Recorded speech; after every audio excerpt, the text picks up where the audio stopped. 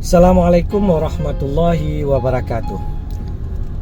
Kader-kader HMI, NDPers sekalian, tujuan HMI sebenarnya apa?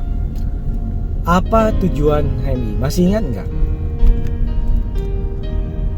Di pikiran kita jawabannya mungkin yang tertera di pasal 4 AD HMI itu, yaitu terbinanya insan akademis, pencipta, pengabdi yang bernafaskan Islam dan bertanggung jawab atas terwujudnya masyarakat adil makmur yang diridai Allah Subhanahu wa Ta'ala. Apakah betul itu tujuan HMI?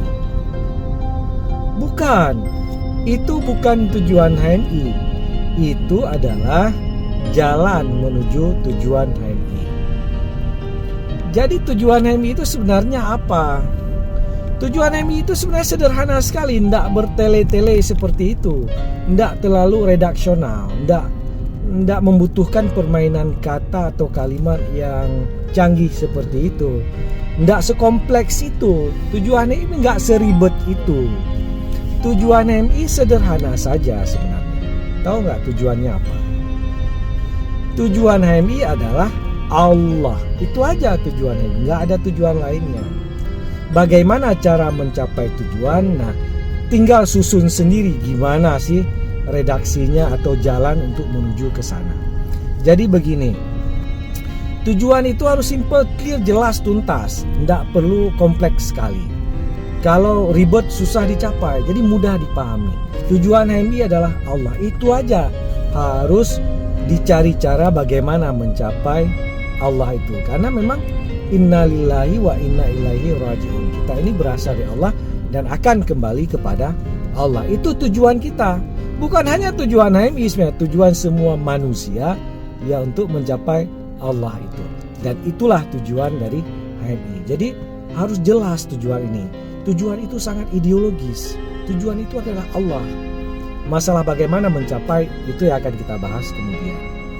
Jadi kalau banyak sekali tujuan atau punya tujuan-tujuan lain selain Allah di HMI, itu udah syirik, udah musyrik kita. Jadi pastikan sejak awal bahwa kita sadar tujuan kita adalah Allah. Itulah tujuan HMI.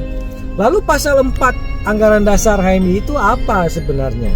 Pasal 4 itu adalah cara menuju Allah. Itu adalah jalan untuk mencapai Allah. Kenapa bisa begitu? Begini ceritanya. Jadi terbinanya insan akademis, pencipta, pengabdi, bernafaskan Islam dan bertanggung jawab atau disebut dengan 5 insan cita itu sebenarnya jalan untuk mencapai Allah. Jadi untuk mencapai Allah itu harus ditempuh melalui proses penyucian diri, pembentukan diri atau proses pengembangan diri atau proses penyempurnaan potensi-potensi kemanusiaan dan kejiwaan kita, yang itu dalam bahasa MI diresume dalam 5 kualitas insan cita.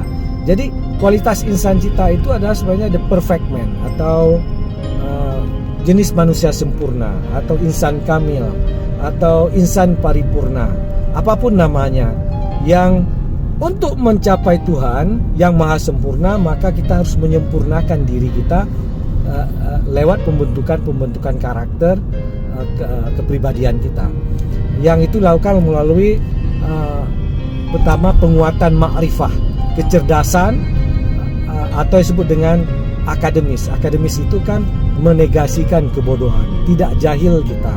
Jadi akademis itu berilmu, punya ilmu yang kuat tentang segala sesuatu termasuk tentang ketuhanan.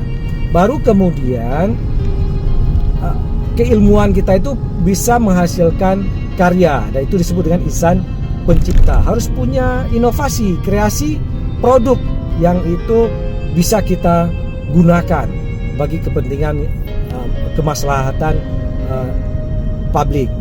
Nah, setelah itu karya ini pun harus digunakan pada program-program yang sifat atau kegiatan-kegiatan pada jalur yang sifat dedikatif atau insan pengabdi. Jadi kita sembahkan karya ini untuk pengabdian kepada sesuatu yang lebih tinggi, kepada masyarakat, kepada Tuhan terserah. Nah, baru kemudian Islami atau bernafaskan Islam, bahwa segala dedikasi pengabdian itu harus diliputi oleh spirit ketuhanan, ruh, kecintaan pada Tuhan, nilai-nilai kejujuran, keikhlasan, kehanifan, dan sebagainya. Baru kemudian dijelaskan secara tegas bahwa puncaknya adalah bagaimana kita mendedikasikan semuanya ini, pekerjaan-pekerjaan pengabdian bersifat Islami ini dalam sebuah gerakan sosial atau dalam proses pertanggungjawaban kita atas terwujudnya masyarakat adil dan makmur. Dan ini relevan dengan topik NDP bab 6 terkait dengan penegakan keadilan sosial dan ekonomi, membentuk masyarakat yang tidak kapitalistik, sektor publik yang lebih baik, yang lebih adil, lebih makmur, baldatun taibatun rabbul ghafur. Dan baru kemudian yang diridhai Allah, inilah end goal-nya. Jadi kalau kita lihat sebenarnya 5 kualitas insan kita itu lebih pada intermediary goal, tujuan-tujuan jangka menengah, bukan end goal. End goal-nya atau ultimate goal-nya itu adalah Allah itu sendiri.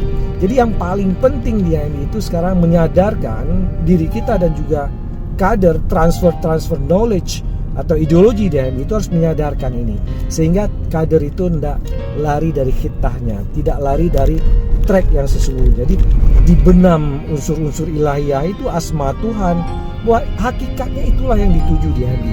Tujuan HMI adalah itu. Kira-kira begitu. Assalamualaikum warahmatullahi wabarakatuh.